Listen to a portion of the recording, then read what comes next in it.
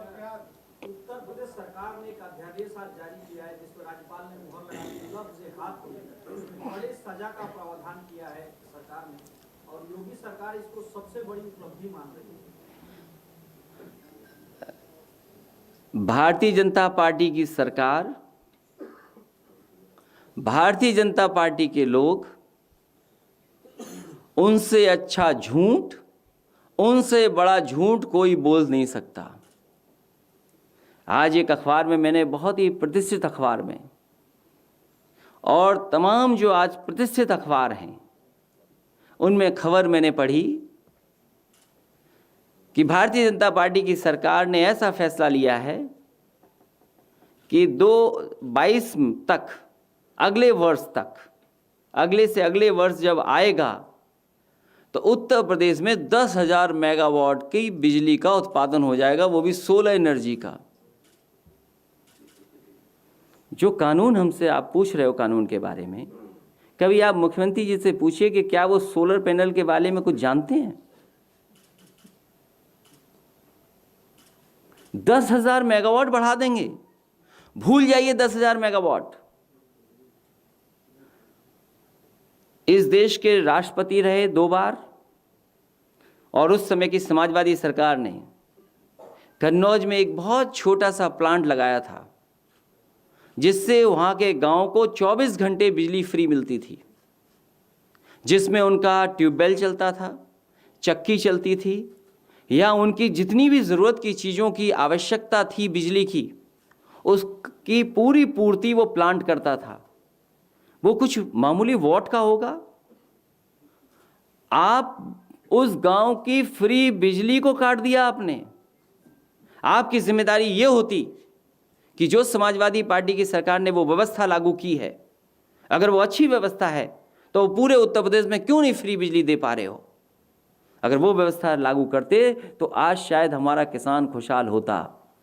और मैंने कई प्रेस कॉन्फ्रेंस में यहीं पर आपसे भी कहा है, भारतीय जनता पार्टी ये कहती है कि हमारे एक मिस्ड कॉल व्यवस्था थी, और मिस्ड कॉल व्यवस्था से उन्होंने दुनिया की सबसे बड़ी पार्टी बना ली। मिस्ड कॉल करिए, भारतीय जनता पार्टी का सदस्य बन जाइए, दुनिया की सबसे बड़ी पार्टी बना ली। हम उन्हीं भारतीय जनता पार्टी के लोगों से जानना चाहते हैं, वो नंबर हमें बता दो, वो स्थान हमें बता दो जहां पर किसान को धान अपने पहुंचा दे और उसको कीमत मिल जाए। और जो कानून बनाने की बात है, कम से कम ऐसा कानून बना दो कि हमारे किसानों को आय 2 गुनी मिलने लगे, गन्ने का भुगतान हो जाए, धान की कीमत बढ़ जाए। और वो कानून भी बना दो जिससे नौजवानों के हाथ में नौकरी नहीं तो रोजगारी आ जाए। जो उत्तर प्रदेश के मंत्री हैं बिजली विभाग के, श्रीकांत शर्मा, जो लगातार साइकिल चला रहे हैं, आज वो नोएडा में भी साइकिल से निरीक्षण कर रहे हैं कि बिजली मिल रही कि नहीं मिल रही। हम तो हमारी साइकिल ही आ रही है। देखिए, केवल साइकिल यहाँ नहीं, मुझे तो ये भी जानकारी है और आपको भी जानकारी है, हमारे प्रधानमंत्री जब दुनिया के दूसरे हिस्से में गए थे, वहाँ के प्रधानमंत्री ने एक साइकिल दी थी प्रधानमंत्री जी को। और मुझे लगता है ये जो मंत्री हैं चल रहे हैं साइकिल पे, और लोग भी चलते हैं, कई लोग चलते हैं, क्योंकि साइकिल गरीब की है, साइकिल किसान की है, साइकिल नौजवान की है, साइकिल उनकी भी है जो 2 लाख हमारे जवान भारत में उत्तर प्रदेश के ही सेवा कर रहे हैं सीमा पर। और समाजवादी पार्टी की साइकिल है। इससे अच्छा चुनाव चिन्ह हो ही नहीं सकता कोई। तो वो आने वाले समय के बारे में बता रहे हैं कि क्या आने वाला समय है। वो साइकिल नहीं चला रहे हैं, वो आने वाला समय किनका आ रहा है वो बता रहे हैं। सरकार अपनी पीठ थपथपा रही है, कह रही है कि हम ईज ऑफ डूइंग बिजनेस में बहुत तेज हो गए। उत्तर प्रदेश में लगातार औद्योगिक विकास बड़े स्तर पर हो रहा है, किसान परेशान हो रहे हैं, लेकिन अपनी पीठ औद्योगिक विकास के नाम पर थपथपा रही है, आंकड़े जारी कर रही है। भारत की अर्थव्यवस्था और उत्तर प्रदेश की अर्थव्यवस्था तब तक नहीं बेहतर हो सकती जब तक किसानों का हम भुगतान न करा दें। किसानों की आय जब तक नहीं बढ़ेगी, आप कोई सपना पूरा नहीं कर सकते। अगर ईज ऑफ डूइंग बिजनेस अच्छा हुआ है तो ये भी बता दो कि दुनिया में भारत भ्रष्टाचार में कहां पहुंच गया है। और फिर उत्तर प्रदेश का भी नंबर कहीं ना कहीं होगा। जब कस्टोडियल डेथ में सबसे ज्यादा ऊपर नंबर है हमारा, फेक इनकाउंटर्स में हमारा नंबर 1 है, और जिस तरीके से अन्याय हो रहा है लोगों के साथ, पॉलिटिकल लीडर्स के साथ, एक नहीं बड़ी संख्या में मैं कह सकता हूं झूठे मुकदमे लगा करके। अब कल एक मिठाई वाला एक किसी के परिवार में कोई खुशी थी तो मिठाई लेकर के आया, तो मोतीचूर के लड्डू लेके आया। मैंने पूछा किस कीमत का है ये, तो 600 रुपये बताया उसने। मैंने कहा अगर यही किसी और दूसरी दुकान में लें तो हो सकता है 700 रुपये का हो सकता है 500 रुपये का हो।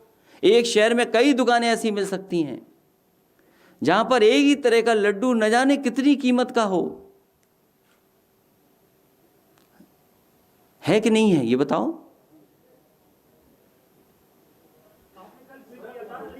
अरे बात तो खत्म हो जाने दो पहले।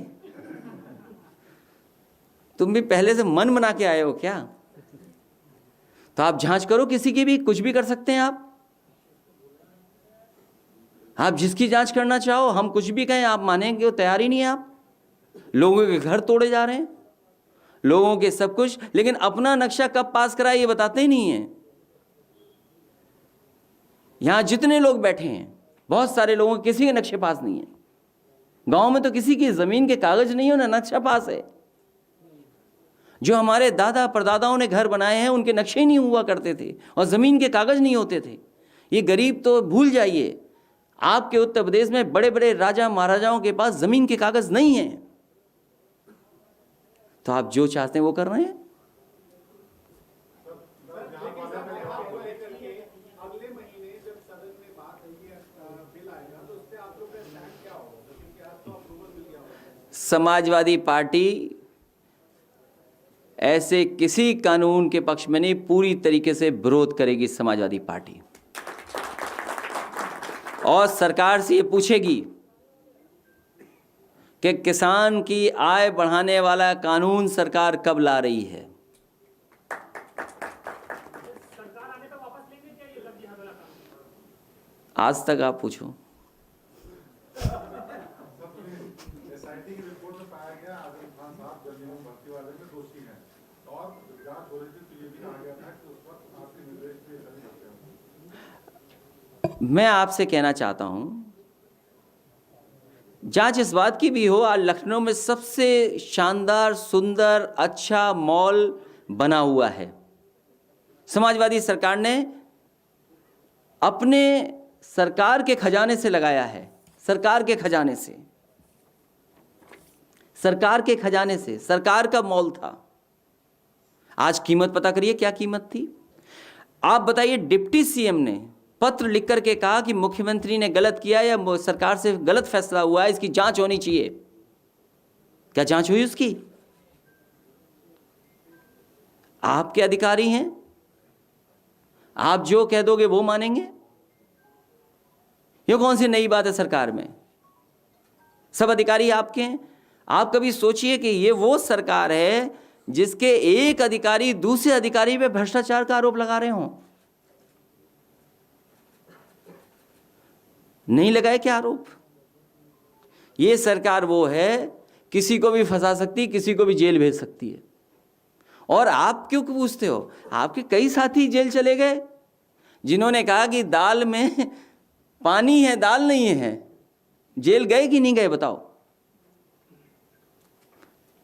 आप, हमें पता है कि आप हिम्मत जुटा के सच दिखाते हो, बताते हैं, लेकिन सरकार कैसी है आप जानते हो। और किसी की भी जांच कर लो आप।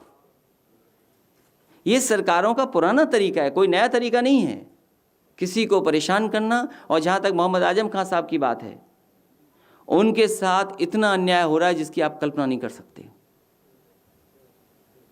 और केवल इसलिए हो रहा है कि उन्होंने यूनिवर्सिटी अच्छी बना दी, कुछ काम अच्छे कर दिए। और जब जांच होगी तो दूसरों की भी तो जांच होगी। हमने कहा कि मॉल बताइए, हजारों करोड़ का बना हुआ, आपने कितने करोड़ में बेच दिया? आप एक्सप्रेसवे को बेचने जा रहे हो? क्या आप एक्सप्रेसवे को नहीं बेचने जा रहे हो?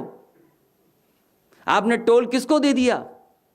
क्या जनता नहीं जानती? वो समय आएगा, वो समय बताएगा कि सरकार ने कितना भ्रष्टाचार किया है, सरकार ने कितनी लूट की है। सर, इस पे एक बार और क्लियर कर दीजिए, बिहार वाले में समाजवादी पार्टी को क्या गड़बड़ किया गया, इस कानून में क्या गड़बड़? सरकार, ये मुझे आप बताइए, सरकारी एक योजना चला रही है कि अगर आप इंटरकास्ट शादी करते हैं तो 50,000 रुपये मिलेंगे आपको, इंटर रिलीजन शादी करते हैं तो आपको 50,000 रुपये मिलेंगे। जब सरकार ही योजना चला रही है तो सरकार ये कानून क्यों ला रही है? और फिर आर्टिकल 21 सरकार पढ़ेगी कि नहीं पढ़ेगी? सर, एक हमारा सवाल है, घोषणा पत्र जो भारतीय जनता पार्टी का उसका 9वां पेज है शिक्षा के ऊपर, उसको लेकर मैं रियलिटी चेक केवल 9 पेज पढ़े आपने? पूरा झूठ पढ़ लीजिए, पूरा झूठ है उसमें।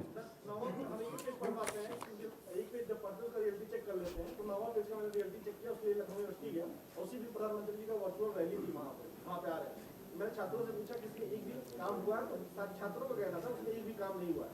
यूनिवर्सिटी की जो बात वहाँ पे लिखा गया 10 अंतर्राष्ट्रीय यूनिवर्सिटी, उसको लेकर हमको बहुत चिंता हुआ कि एक भी यूनिवर्सिटी अंतर्राष्ट्रीय नहीं उत्तर प्रदेश में, तो क्या बाकी जो सरकार आएगी तो इस तरह की यूनिवर्सिटियाँ आप? मुझे खुशी है इस बात की कि लखनऊ यूनिवर्सिटी में सबसे ज़्यादा बजट का पैसा किसी ने दिया था तो समाजवादी सरकार ने दिया था।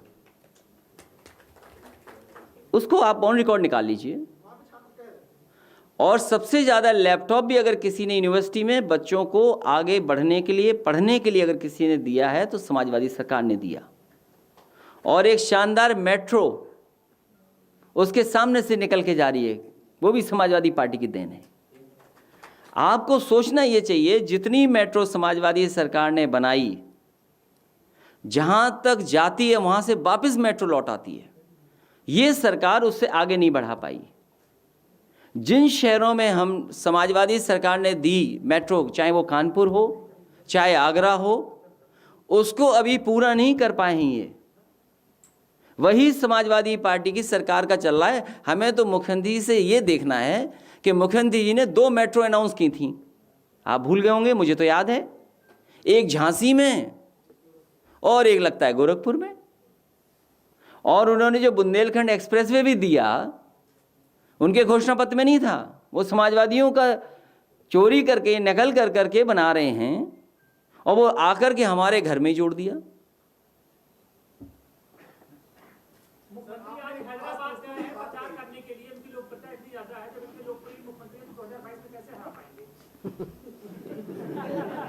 हैदराबाद वाले समझ ही नहीं पाएंगे जो बोल के आएंगे, वो तेलुगु भाषा है वहाँ पर, और इनकी ठोको नीति तो कोई समझ में ही नहीं पाएगा। और वो जो राम राम सत्य है वो भी कोई नहीं समझ पाएगा। कोविड का समय चल रहा है, अभी दीपोत्सव मनाया गया, अभी देव दीपावली की भी तैयारियां चल रही हैं। एक कमेंट में उस पर जा रहा था कि तो कोविड चल रहा है तो हमें भी ऐसे नहीं बैठना चाहिए था, आपको भी ऐसे नहीं बैठना चाहिए था। और बिहार का इलेक्शन आपने पूरा लाइव टेलीकास्ट किया है, आपको नहीं करना चाहिए था, आपने बहुत बड़ी गलती की। मोदी जी की रैली की तैयारी हो रही है वहाँ पे काशी में। देव दीपावली की तैयारियां चल रही हैं और जो ऑर्गेनाइजेशन अभी हो रहा है। कोविड, हालांकि जनता ये समझती है कि कोविड है ही नहीं कुछ, आम जनता गरीब ये समझ रही कोविड नहीं है। तो ये हर देश में है इस तरह की, कुछ आबादी ऐसा मान रही है, कुछ लोग ऐसे मानते कोविड नहीं है, लेकिन बीमारी है। हमें आपको स्वीकार करना पड़ेगा कि बीमारी है, और अगर बीमार हो गए तो उसके लिए इलाज बड़ा मुश्किल है, शायद संभव भी नहीं होगा। लखनऊ के अस्पताल भरे हुए हैं, दिल्ली के अस्पताल भरे हुए हैं, और सरकार जैसा कर रही है वो आपसे बेहतर कौन समझेगा। और आपके बीच के लोग भी चले गए, आपके बीच के लोगों के परिवार के सदस्यों की भी जान चली गई कोविड से। और हम पार्टी कार्यालय में, हमारे बीच के भी लोग हैं, कईयों को हम जानते हैं जिन्होंने कोविड से जान गई है जिनकी। सरकार ने कोई इंतजाम नहीं किया, सरकार ने गरीब को इलाज नहीं दिया, उनको 20 लाख करोड़ का पैकेज नहीं दिया। इसीलिए तो वो कानून ला रहे हैं जिस कानून की आप हमसे पूछ रहे हैं, क्योंकि वो नहीं चाहते हैं जनता सही मुद्दों पे बहस करे, सही मुद्दे सरकार से पूछे जाएं। हम सरकार से पूछना चाहते हैं, लखनऊ की मेट्रो, आपके एक्सप्रेसवे, आपने कहा दिवाली पे बन जाएगा पूर्वांचल का, क्या दिवाली आने वाली है क्या? अब अगले साल की दिवाली आएगी। और फिर मंडियां, मंडियों की हालत क्या कर दी आपने? भविष्य में मंडियों का क्या होगा? इतनी बड़ी बड़ी मंडियां बनी समाजवादी सरकार में। आपकी बांदा में मंडी बनी, झांसी में बनाई, जालौन में बनाई, चित्रकूट में बनाई, आपके एक्सप्रेस वे के अलोंग बनाई। ज़मीन सुल्तानपुर में लेनी थी, गाजीपुर में लेनी थी, आजमगढ़ में लेनी थी। आज क्या हुआ उन मंडियों का? और ये जो किसान, जो प्रधान संघ का साथी बोल रहा था, मंडी ने कभी इतने गांवों को सीसी नहीं बनाया होगा। कम से कम मंडी से विकास होता था। कई हजार गांव जनरेशन मिस बनाए गए थे मंडी के पैसे से। अब मंडी खत्म कर दी। इस सरकार ने सबका पैसा छीन लिया। कौन सा कर्मचारी जिसका पैसा नहीं छीना? किसका वेतन नहीं काटा? और अर्थव्यवस्था कहां है? भविष्य क्या दिखता है आपका? क्या भविष्य है बोलिए? तो सोचिए, जिस सरकार ने भविष्य खत्म कर दिया हो, लोगों के अंदर नफरत फैला रहे हो और नफरत के साथ साथ लोगों के बीच में खाई पैदा करते हो।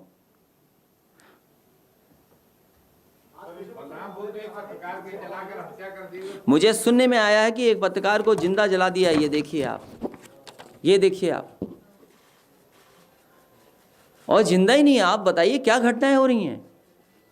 आखिरकार पुलिस कर क्या रही है? कौन है जिम्मेदार इसके लिए? कम से कम सरकार को ऐसे दोषियों के खिलाफ कार्रवाई करनी चाहिए और सरकार को इस परिवार की मदद भी करनी चाहिए। मैं आपसे कह रहा हूं, आप भी सुरक्षित रहिए, हम भी सुरक्षित रहें। पता नहीं किसकी जान चली जाए।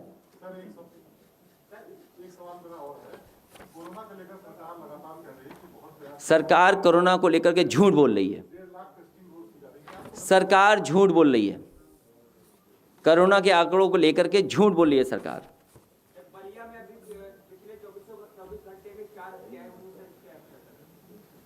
दुखद है। सरकार बदलो।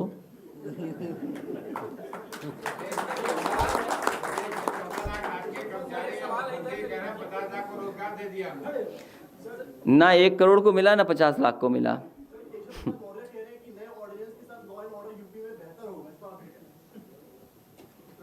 छोड़िए, भूल जाओ। सर, ट्रांसपेरेंसी इंटरनेशनल एक कंपनी सर्वे की है और पूरे एशिया में नंबर 1 घूसखोर भारत देश को बताया है। अरे बता चुका मैं। इसी साथी ने कुछ सवाल पूछा तो इसी में मैंने बताया था कि अगर घूसखोर हमें साबित किया गया है तो कितनी शर्म की बात है, कितने दुख की बात है। और फिर आप देखिए, अमेरिका के राष्ट्रपति, उन्होंने क्या अपनी किताब में लिखा कि अपने यहाँ जो पैसे वाले लोग हैं उनका जीवन कैसा है। तो अगर ये बातें आ रही हैं अंतर्राष्ट्रीय स्तर से तो कितनी दुख की बात है। फिर आखिरकार भ्रष्टाचार कर कौन रहा है? सरकारें किसकी हैं? ऐसे भ्रष्टाचार हैं जो हमें आपको दिखाई नहीं दे रहे हैं। मैं तभी तो कह रहा, हमारा पत्रकार साथी हाजिम खान साहब के बारे में पूछ रहा था। वो साथी भी जानता है कि सच्चाई क्या है। ये सरकार ऐसी है कि किसी को भी पकड़ करके बंद कर देगी और कुछ भी साबित कर देगी। इनके अधिकारी कैसे काम कर रहे हैं? कुछ भी कर सकते हैं वो। इसलिए सावधान रहिए बिल्कुल। अभी आपने अमेरिकन राष्ट्रपति की किताब के बारे में बात किया है। समझ मेरे दिमाग में आ रहा है कि उस किताब में राहुल गांधी की सभी टिप्पणियां करी गई हैं। आप कितना एग्री करते हैं उससे? अगर मेरे बारे में टिप्पणी की होती तो बोलता मैं। अच्छा, हमें तो वो जानते नहीं। तो हम ऐसी बातें नहीं करते। हम केवल दूसरी बात कह रहे हैं जो मैंने कहा आपसे। भैया, आपने 2016-17 में हमीरपुर में 4 लेन बाईपास बनाने की घोषणा की थी। अब उसको सरकार, भूमधिग्रहण सब कुछ हो चुका था, सरकार उसको 2 लेन कर रही है। मैं आपसे कह रहा हूं कि भारतीय जनता पार्टी की सरकार समाजवादी कार्यक्रमों की नकल कर रही है। समाजवादी पेंशन 500 रुपया समाजवादी लोग दे रहे थे, डायरेक्ट अकाउंट में जा रहे थे। और आप ऑन रिकॉर्ड ढूंढिए। और हमारे एक साथी ये कह रहा है कि वो भी रिकॉर्ड ढूंढता है। सबसे ज़्यादा अकाउंट किसने खुलवाए थे उत्तर प्रदेश में? सबसे ज़्यादा ब्रांचेस किसने खुलवाई थी उत्तर प्रदेश में? समाजवादी सरकार ने। डीबीटी प्रोग्राम किसी ने लागू किया था तो समाजवादी सरकार ने। और पाइप वाटर सप्लाई, अगर आप याद कीजिए, उसी जिले में राठ में समाजवादी सरकार में शुरू हुआ था। उसके लिए बजट का भी इंतजाम किया था 200 करोड़ से ज़्यादा, कि एक रिजर्वॉयर से पानी लेकर के हम राठ कस्बे तक ले जाएंगे और अलोंग जितने भी गांव होंगे उनमें पाइप वाटर सप्लाई देंगे। और मुझे याद है तेलंगाना के मुख्यमंत्री जी, उनका एक डेलीगेशन आया था, उन्होंने एक डेलीगेशन भेजा था, उनके बेटे उसमें थे और जो एक्सपर्ट थे। सबसे अच्छा काम अगर पाइप वाटर सप्लाई का देश में कहीं हुआ है तो वो तेलंगाना के मुख्यमंत्री जी ने किया, और उन्होंने ही एक टीम अपने एक्सपर्ट की और जो टेक्निकल लोग हैं उनके भेजा था, मुझे खुद दिखाया उन्होंने, और उनकी योजना को देख करके मैंने बजट में शामिल किया था। और पहली पाइप वाटर सप्लाई हमीरपुर ज़िले में एक रिजर्वायर से लेकर के राठ तक पहुंचाने की थी, और उसके अलोंग जितने भी गांव थे उनको पाइप वाटर सप्लाई देने का इंतज़ाम था। ये तो ऑन रिकॉर्ड बोल रहा हूं मैं आपको। और फिर अभी आप प्रचार कर रहे हैं, वर्चुअल रैली कर रहे हैं कि पाइप वाटर सप्लाई किया आपने। तो जिस प्रदेश में 1 करोड़ नौकरी की सूची नहीं मिली हमें, अब 50 लाख नौकरी और मिल रही है। कम से कम एक करोड़ की दे दो तो 50 लाख हम जाने की 50 लाख की भी जानकारी करें। लखनऊ में 14 करोड़ की लागत से आपने अभिनव मॉडल स्कूल बनवाया था, आज तक उसका उद्घाटन नहीं हुआ है। वहाँ पर जानवर घूमते हैं और बगल में एक सरकारी स्कूल है, वो जर्जर अवस्था में है, वहाँ बच्चे बैठते हैं, उसके अंदर अभी एंट्री नहीं। देखिए, हम और आप थक जाएंगे बातचीत करते करते, जानवर कहाँ कहाँ घूम रहे हैं। भैया जी, महिला अपराध को फोटो है, कल बलिया में किशोरी की जो है गला देखिए, आपको 1090 डायल 100 और अब जो है डायल 112 है, इसके डेटा पे आप बैठिए, एनालिसिस कीजिए कि आखिरकार क्या है, और फिर उस पर सरकार काम करे। लेकिन सरकार तो काम करना ही नहीं चाहती है ना। सरकार दिखावा करना चाहती है, प्रचार करना चाहती है। एक आपसे और निवेदन है, क्योंकि कार्यक्रम था, समय थोड़ा ज़्यादा हो गया है। मैं चाहूँगा कि एक वर्चुअल कार्यक्रम और है जो हमारे विधायक हैं पार्टी के नरेंद्र वर्मा जी, वो अपने साथी किसानों के साथ जहाँ पर धान खरीदा जा रहा है वहाँ बैठे हैं, किसान भी बैठे हैं। मैं चाहूँगा सीधा किसान से बात हो जाए और हमारे विधायक जी ये बताएं कि आखिरकार वहाँ क्या दिक्कतें आ रही हैं, क्या परेशानी आ रही हैं। तो केवल 10 मिनट का कार्यक्रम और है। मेरा पत्रकार साथियों से निवेदन है, क्योंकि बहुत सारे आप पे सवाल हैं और बहुत सारे आप कहना चाहते। इधर में एक बात मेरे दिमाग से निकल गई थी कि जेवर एयरपोर्ट को लेकर के, जेवर एयरपोर्ट के लिए कोई खिलाफ नहीं है, एयरपोर्ट बने अच्छी बात है, और मुझे खुशी है कि फाइल पर अगर पुनः किसी ने जेवर एयरपोर्ट दिया है तो समाजवादी सरकार ने दिया है, फाइल पर दस्तखत समाजवादी सरकार के हैं। हमारा यही मानना है कि जिन किसानों से ज़मीन ली जा रही है, वो एक बड़ा डेलीगेशन आया है हमारे साथ, यहाँ हैं कुछ साथी लोग, अगर यहाँ हों तो खड़े हो जाएं। जेवर एयरपोर्ट में जाटव समाज के जितने लोग किसानों की ज़मीन का मुआवजा नहीं मिल पा रहा है, वो कहते हैं रे की ज़मीन है, ये ज़मीन सौर ज़मीन है, इसका मुआवजा नहीं मिलेगा। आवंटन थी उनको ज़मीन, अब ये मुआवजा नहीं दे रही सरकार, कैसी है। एक जगह किसान को लाठी से अपमानित कर रहे हैं और दूसरी जगह उन्हीं की ज़मीन छीन रहे हैं और उन्हें भी मुआवजा नहीं दे रहे। तो इसलिए हमारी जो साथी आए हैं, इनकी मांग है कि उन्हें उचित मुआवजा मिले, जो कानूनी है उनको मुआवजा मिलना चाहिए। हम इससे सहमत हैं कि उन्हें मुआवजा मिले।